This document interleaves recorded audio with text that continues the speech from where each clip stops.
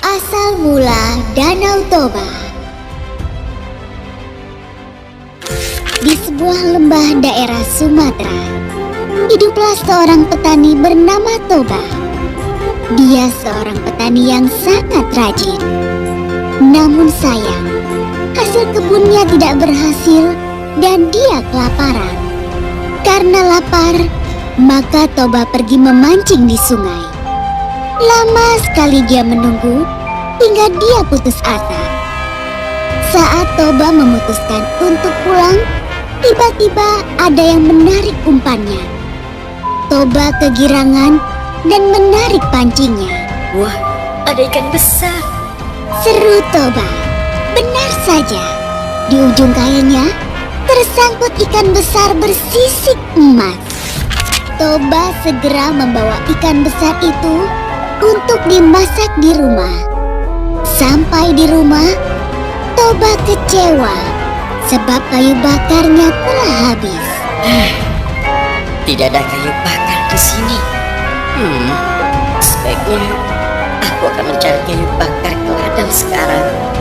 Kemudian, ikan itu pun diletakkan di dalam baskom. Dan Toba pergi mencari kayu bakar ke ladang. Aku akan makan enak hari ini. Seru Toba sambil membawa kayu bakar ke belakang rumahnya. Api sudah mulai menyala. Namun, saat Toba hendak mengambil ikan itu, alangkah terkejutnya ia. Sebab ikan itu sudah lenyap. Yang ada justru berkeping-keping uang emas. Hah? Gimana ikanku tadi? Dan itu uang emas siapa? Namun, saat Toba membuka pintu kamar, alangkah terkejutnya dia. Seorang perempuan tinggi semampai dengan rambut panjang sedang menyisir rambutnya di depan cermin. Wah, alangkah cantiknya perempuan ini. Hei, siapakah engkau ini? Tanya Toba. Perempuan itu membalikkan badan dan Toba semakin terpesona.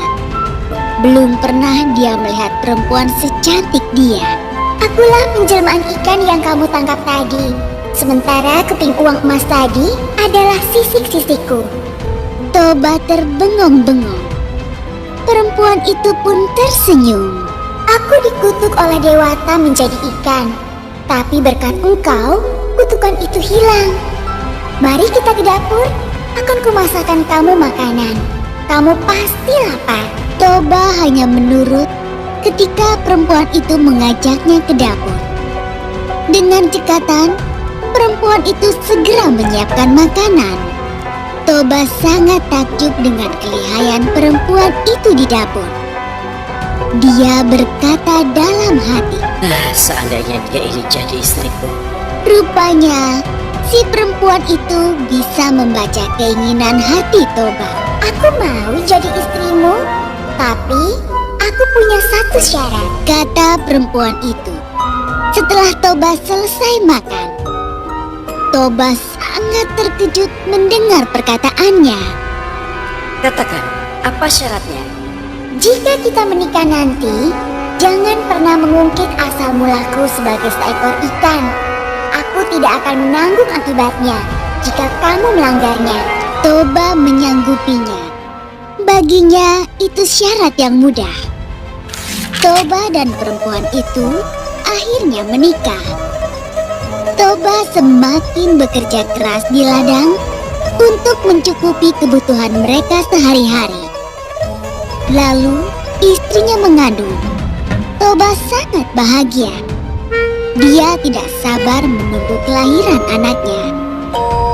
Tidak lama kemudian, seorang bayi laki-laki lahir. Toba memberinya nama Samosir. Samosir tumbuh menjadi anak yang sangat nakal dan pemalas. Kerjanya hanya main-main dan keluyuran. Toba masih berusaha bersabar dengan kelakuan Samosir.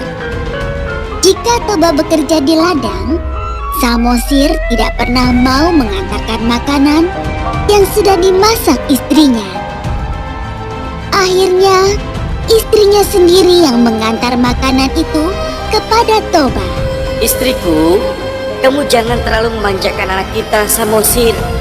Jika terus dimanjakan, dia malah jadi tambah nakal. Istri Toba tersenyum dan berkata, "Bersabarlah Kanda, suatu hari nanti Samosir akan menyadarinya." Aku sudah cukup bersabar, Dinda. Tapi kesabaran itu kan ada batasnya. Suatu hari, istri Toba membujuk Samosir untuk mau mengantar makanan ke ladang untuk Toba.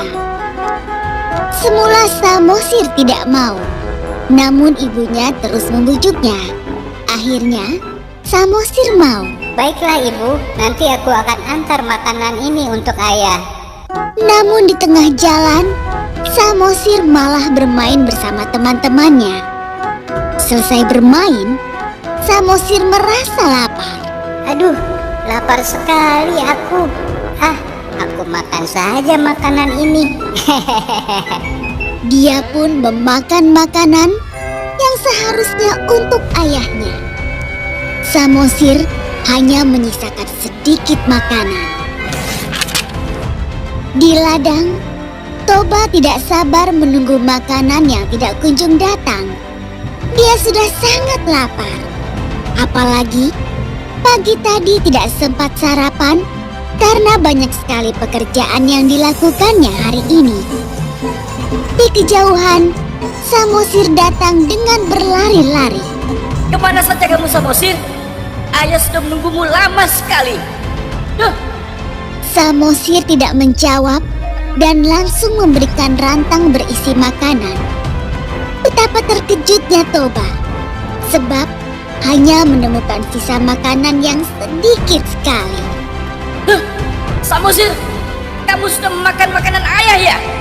Kelakuanmu ini sudah di luar batas. Dasar anak ikan. Kembali kamu. Kemarahan Toba tidak terbendung lagi. Tanpa sadar, dia sudah mengucapkan pantangan yang dulu disyaratkan istrinya. Toba memukul Samosir hingga menangis kencang. Samosir pun berlari menuju rumah. Ibu, ibu, ibu. Sesampainya di rumah, Samosir mengadu pada ibunya. Ibu, kata ayah, aku ini anak ikan. Apa benar ibu? Istri Toba merasa sedih karena Toba telah mengungkit asal-usulnya. Kemudian, dia menyuruh Samosir untuk berlari ke atas bukit. Samosir, cepatlah kau lari ke atas bukit, nak, sebelum air bah datang. Baik, ibu. Samosir menurut. Maka, segeralah langit berwarna gelap dan petir menyambar-nyambar. Tiba-tiba, air bah muncul dari arah sungai. Istri Toba tiba-tiba meloncat ke dalam air bah dan seketika menjadi ikan kembali. Toba yang bekerja di ladang terkejut karena tiba-tiba air bah datang.